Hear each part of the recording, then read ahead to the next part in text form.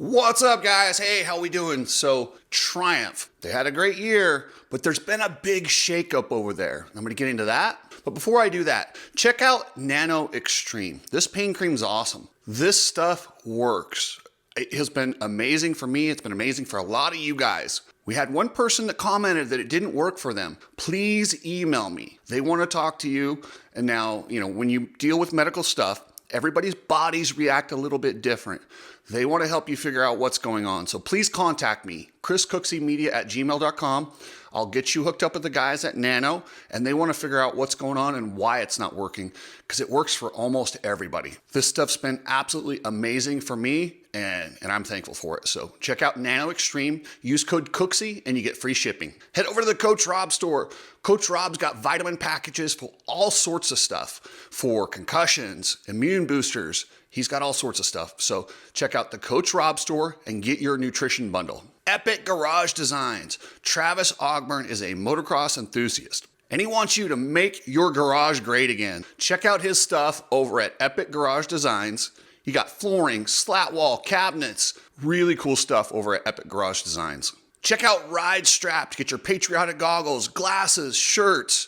And also, I'll be flying out. Chris and I are going to go to a local race and support at the grassroots level. We're doing that at the end of this month. So look for some videos with us at a local race, just hanging out and giving back to the community. If you're shipping anything, use Precision Transport. This is a family-owned business. The Madden family take pride in getting stuff there and getting it there at a reasonable price. Hit up pretransport.com and they will get you dialed in. You need people like me so you can point your fucking fingers and say, that's the bad guy. So Triumph has entered this sport in a way that not many people really could imagine. If you were to tell a brand, hey, you're starting a brand and you want to come into this sport, you probably wouldn't start with a 250. To make a competitive 250 is extremely difficult. You've got these teams like Star and Pro Circuit that have been working on these bikes, and they got them working so good. And power is at a premium in that 250 class. You have to be dialed in. It is more difficult to start a 250 team than it is to bring in a 450 team and then add 250s later on. But they're doing it this way. They're starting with the 250s, and they did an absolutely incredible job last year. Jalek Swoll was the highlight of their team.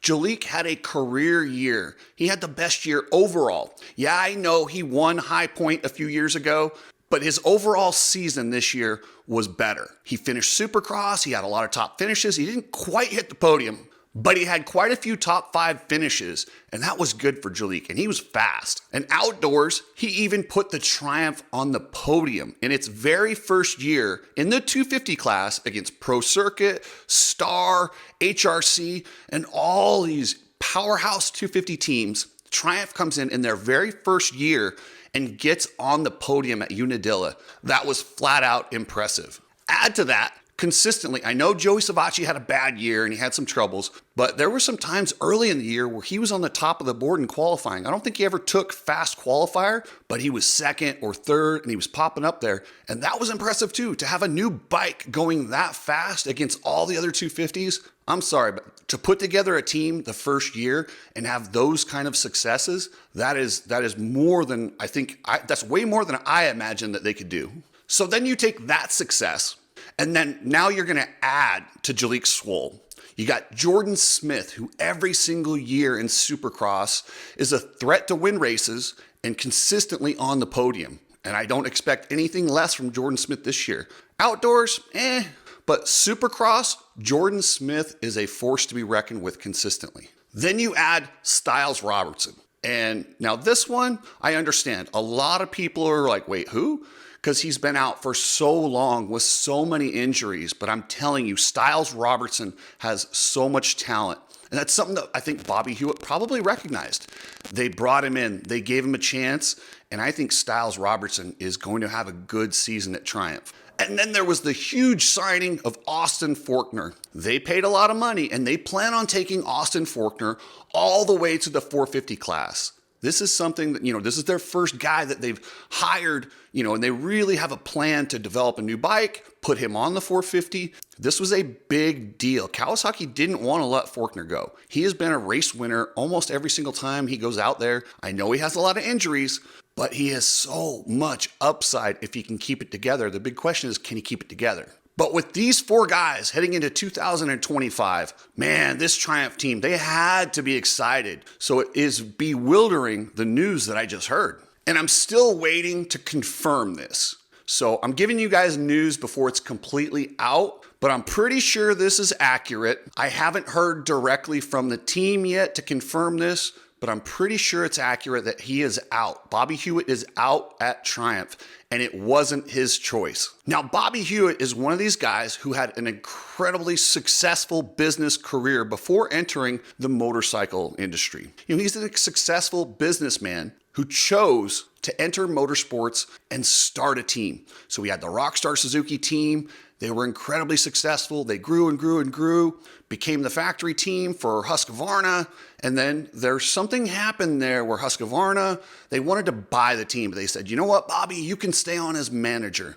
That did not go well. He's a very smart businessman that wants to do things for the sake of logic. He is not a guy who will just say, oh yeah, let's do it because that's the way you want to do it. That is not the type of guy Bobby is. And that's why I like him so much. I think he's a guy that speaks his mind. He takes care of riders. They love him. The riders absolutely love him. He will go to bat for them. But he had some trouble dealing with the executives. And in hindsight, clearly, those executives over at the Pierre Group, look what they've done to that company financially. They're a bunch of morons. I trust Bobby over those idiots any day of the week. But anyway, so they run him out of there. He's out of the industry for a little while, and then he surfaces at Triumph. Bobby was instrumental in building this team and making this team successful in its first year. To hear that they have let him go, it reminds me, I live in Las Vegas, so we've got the Golden Knights. Our coach, the very first year of this team, took a expansion team to the NHL finals and was fired the following season. I'm like, a guy who just did something that was historically never been done, you fire him? That was one of the dumbest things I've ever heard, and I still don't understand why you would do that, other than internal politics. And I have heard for a while that Bobby's been dealing with some issues with Triumph and their internal management. And like I said, Bobby's not a yes man. He's going to tell you how it is, what they need, and what you need to do. And if you don't like it, too bad. That's the truth. That's the facts of it. He's not going to kiss your ass. He's going to get results and do things the way that he thinks they should be done. Sounds like the executives at Triumph didn't appreciate that attitude and they butted heads. What's interesting is I did talk to Bobby Hewitt. Allegedly, and this is allegedly, I had heard that the Triumph race budget was being used inappropriately, should I say. What I had heard is Matt Walker and Ricky Carmichael had done some work for the team, building a track or renting the equipment to the team and overbilled. Like I said, this is allegedly because I couldn't prove it in a court of law, but I told Bobby about this and he denied that it happened. So I said, okay, maybe it didn't happen. Seems kind of weird that it started going south after that. This is pure speculation by me. And I'm wondering if he started asking about that. And you know how powerful Ricky Carmichael is. I wonder if that had anything to do with it. This is just me questioning. This is my opinion, nothing more, guys. I'm sure eventually we're going to get the whole story. It always comes out. It always comes out eventually. If they did fire him, I'm sure they probably paid him off, made him sign an NDA, so I don't think he could say anything if he is actually fired. Like I said, I still even have to confirm that. So this is a really questionable video that I'm doing here, but I'm just putting it out there because I'm pretty sure that this is happening. I just can't imagine a logical reason that you would get rid of the guy who just took you to a success that not many people thought they could have that first year in the 250 class. And now they have their rider that will take them to the 450 class. How on earth do you get rid of this guy? It doesn't make any sense whatsoever. This sounds like a bunch of executives that don't know the sport didn't like his attitude. That is an epidemic in this sport. You kiss ass and go along or you're ousted. I can't stand it. Firing a Bobby Hewitt just doesn't make sense to me. I don't get it. This guy is loved by the riders. He did an amazing job in the first year. So you're trying to tell me some executives didn't like his attitude. Really? And so you're going to get rid of this guy who's so valuable to your team because you don't like his attitude, or he's not a yes man, or he didn't kiss your ass? Man, that's embarrassing. That's really embarrassing. I understand that's how the corporate world is, but when you take a guy like Bobby, who's been so successful on his own, you have to understand he's going to want to do it his way. And you have to consider that if that's who you hired. That's who Triumph hired to build the team. Trust him. And now if they're failing, now that team sucked all this year, I understand. But when they're having success, I don't understand why you would question the guy. Even if you don't agree with him, if they're having success, let it go. Now, if they had floundered this whole year and sucked, yeah, maybe you can get rid of Bobby. But they were historically good for a new team going against these powerhouses in that 250 class: Pro Circuit, Star, Honda, KTM, Husqvarna, Gas. These teams have been there for a long time. They have put a lot of research and development into their machines. You have a brand new machine from the ground up, and he made it competitive in 1 year. 1 year. That's badass. Even if Bobby is out at Triumph, I hope he sticks around in the industry. Bobby is a gift to the sport. I appreciate him. And if Triumph did get rid of him, shame on you, Triumph. Thank you, members. I appreciate everything. All you guys are entered to win the Coach Rob CRS custom painted helmet. We will be giving that away in December, right before Anaheim. So anyway, guys, thank you. Appreciate everything. And here's your member of the day.